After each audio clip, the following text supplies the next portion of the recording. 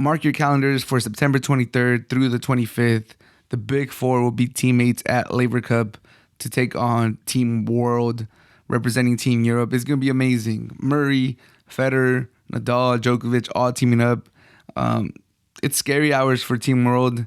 Since 2017, the beginning of the Laver Cup, they have not won one. And I imagine I could put my money on it, put the mortgage on it, I could put, everything on my bank account, my savings account, that Team World is gonna win. You got, the four mammoths of tennis of this generation, and pretty much you're gonna add Medvedev or Tsitsipas or Zverev if he's back from his injury to this Big Four. There's no chance.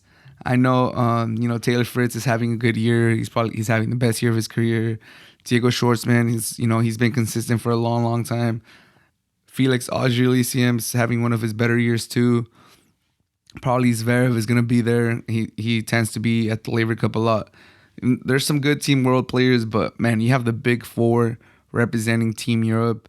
There's no chance. Even with Federer coming back from injury, and Nadal probably rumored that he might only play doubles, and Murray, hasn't been like the Murray of the past after his hip injury. You still got Djokovic. You still got the other players that are going to join them. It's like, unfortunately, I think Team World doesn't have a chance. But overall, I think it's still going to be must-watch TV. The Big Four playing as teammates, it's incredible. It's a lot of people kind of shit on the Laver Cup because it's like an exhibition. It's not real tennis per se. It's just for fun, and it's a cash grab. A lot of people hate on it, but I think it's great. I think it's real fun. I think seeing all these four, the Big Four, playing along each other is going to be amazing for tennis, for the sport, to get casuals in, to get attention into tennis. I think it's going to be great. One of the things that I've been seeing though recently regarding this tournament is people, debating the idea of the Big Four and how Murray shouldn't be in it.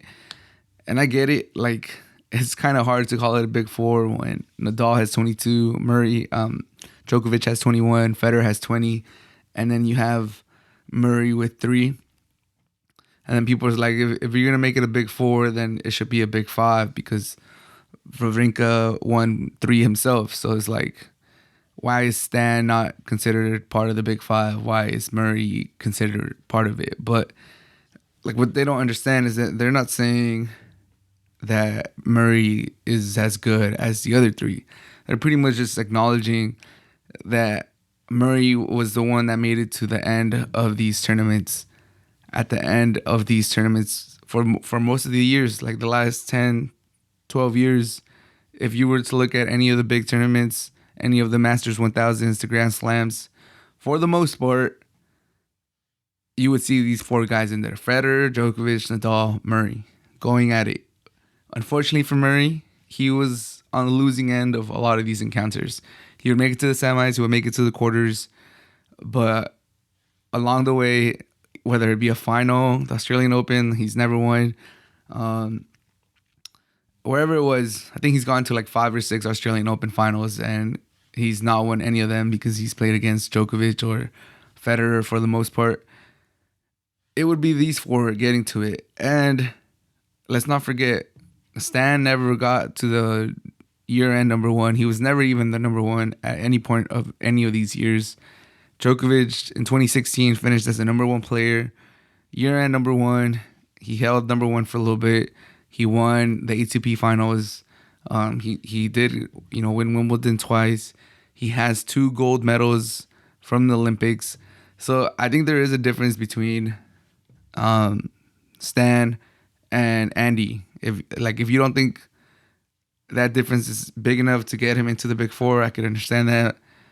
But to say that it should be a Big 5 instead of a Big 4, I don't see that. Because Stan, although he did win 3, and he's like 1 Grand Slam from competing the career Grand Slam, he did not dominate the rest of the field as consistently as Murray did.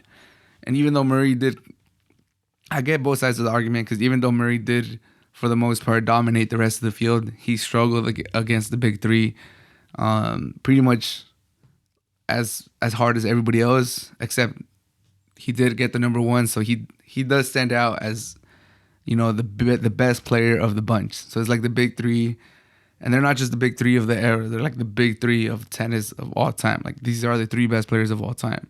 And Murray was able to, not only win slams during that time, but he was also able to end as the year-end number one. I think that's why people coined the big four term, and I agree with it. I have no problem with putting Murray as the big four because, like I said, he was running through foos, he was winning tournaments, he was going on long win streaks. I think he had like a 20+ win streak, won 5 tournaments in a row, won the ATP finals against Djokovic to be the year-end number one in 2016. So, like, Murray was a beast. He's a dog. He's an amazing player. And if it's not for this big three, I think Murray in any other generation wins at least like 7 or 8.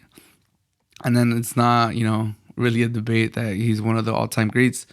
But unfortunately, he got he got raised in the same generation as these, behemoths of the sport. So it's not fair to him.